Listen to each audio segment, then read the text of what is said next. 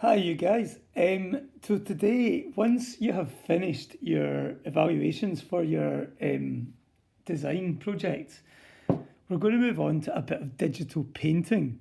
And there is a new app that's turned up in self-service called AutoDesk SketchBook. We're going to use that. But it's obviously a lot easier to use if you have an Apple Pencil. This isn't really an Apple Pencil. This is a quick video to show you how to make your own Apple Pencil. And what you need is a pencil. I'll just try and reposition this so it's a bit better. Right. We'll go with that. Right, okay, so you're going to need a pencil, a piece of, that's better, a piece of cotton wool, if you've got that, some tin foil. You'll also need a wee bit of tape to attach things together, and you'll need a glass of water eventually. So first thing you do is, you could maybe use a pair of scissors as well, depending on what your cotton wool's like. Now you could use cotton wool, you could use a cotton bud to do this. If you've got cotton buds, what you do is you get a plastic pen, and you take out the middle of the pen and put the cotton, you take out the actual pen bit of the pen and put the cotton bud in instead, and then wrap it in tin foil. But I'll make this first, and that will make it a wee bit easier to understand. So, as you can see, I've covered the tip of the pencil in the cotton wool, just to make it secure. You don't, I think it helps a wee bit. You don't absolutely have to do this. If you don't have any tape, it doesn't matter. But I'm just going to tape it on so it stays in place. And of course I can't find the end of the tape. Here we are. Okay, remember when you're taping something, start not with the middle of the tape, but the end of the tape. Then you wrap it.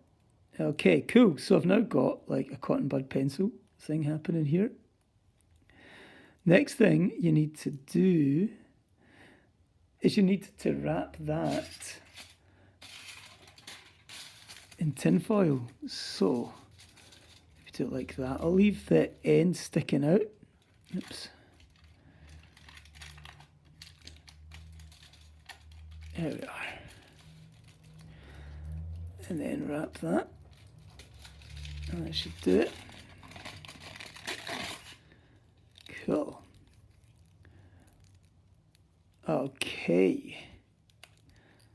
I'm just going to put a wee bit more around that, because what I want to do is I want to make the tip of this a wee bit smaller, so I can do finer marks. So I'm just going to try and do that.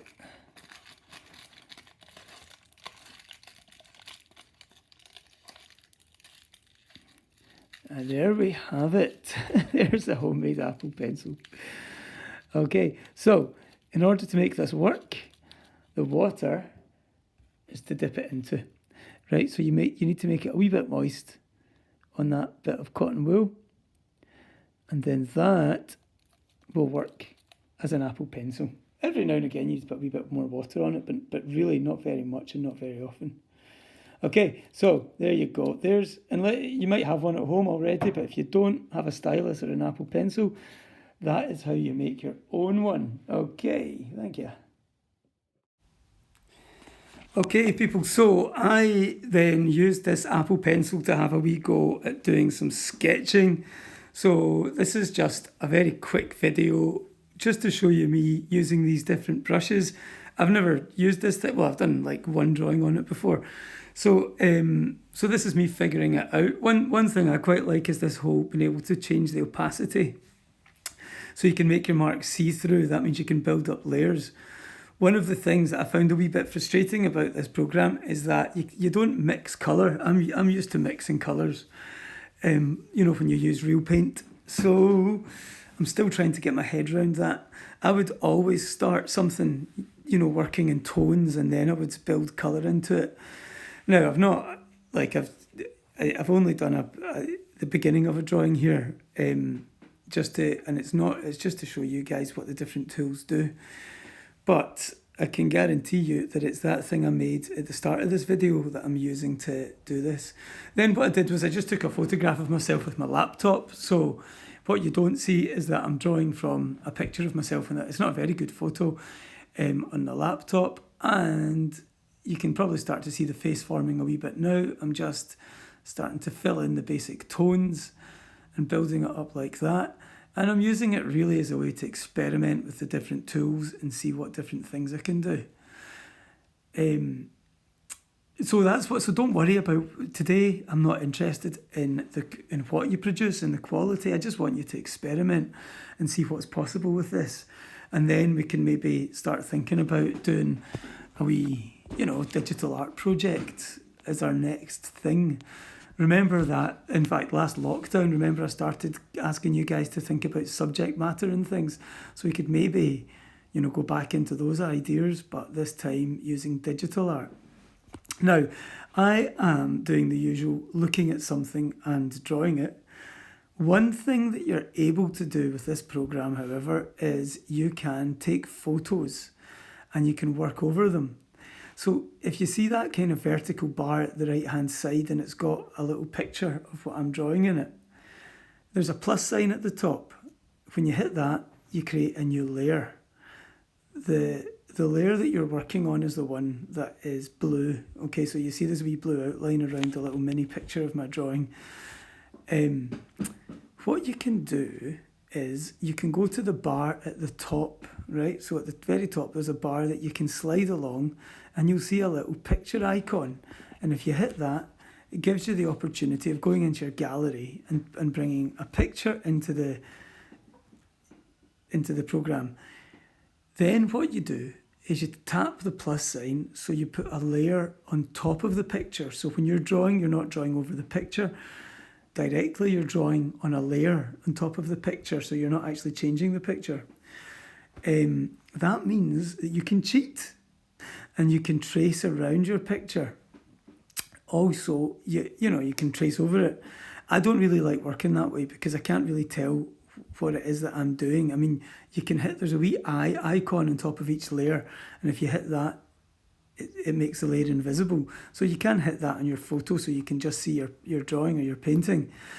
But I'm not a big fan of working that way. I tried it out and it didn't really appeal to me, but you guys might want to try it. You might like it. The other thing you can do is see the wee circle at the, that shows you what colour you're using at the top. If you hit that, you get all your colour options. And one of those has a little pipette dropper symbol, which if you hit that, a wee target appears on your picture and you move the target over the bit of the picture and it copies the colour from that piece of the picture. That's something else you can try. That's something that means you can take the exact colours of your photo and use them as well.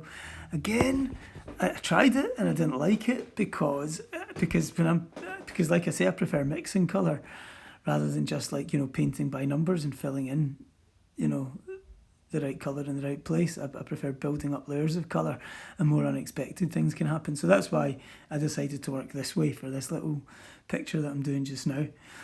I hit something by mistake there and just cancelled it. So have some fun, see what you can do, find out the best way of working for you. You might at the end of this say, I'm not a big fan, I prefer working on paper, which is exactly what I thought. But have a go anyway. I have uploaded, I'm making this video for you, but what I'll also, get somebody that's better at this and more enthusiastic from YouTube. I'll stick one of those videos in as well, so you can hear what somebody that actually likes working this way says about it. So I'm not being negative here, people. It's a new thing and I'm getting used to it. So so that's what we're doing today. Oh, look here, in a second I hit that coloured thing at the top and I get my colour options. And if you look at this menu that appears when I hit that, at the very top of that is where you see the pipette dropper, the target appears, and you can copy colours. So I'm going to keep playing with it. I'll keep recording things and hopefully I'll be able to do something half decent at some point and I'll be able to show you that. But yeah, you guys have fun with it today. I still want you to send me what you do. So screenshot, well, I'm not exactly sure. One thing I've not figured out is where you save things on this. So you can just do the usual screenshot and send in what you do at the end of the period. And that would be great to see your work. So enjoy. Looking forward to seeing what you do and, and hearing your thoughts about it as well, if you get any messages you want to send me. Okay, people, enjoy. I'll stop talking. I think there's a wee bit more video for you guys to watch though here.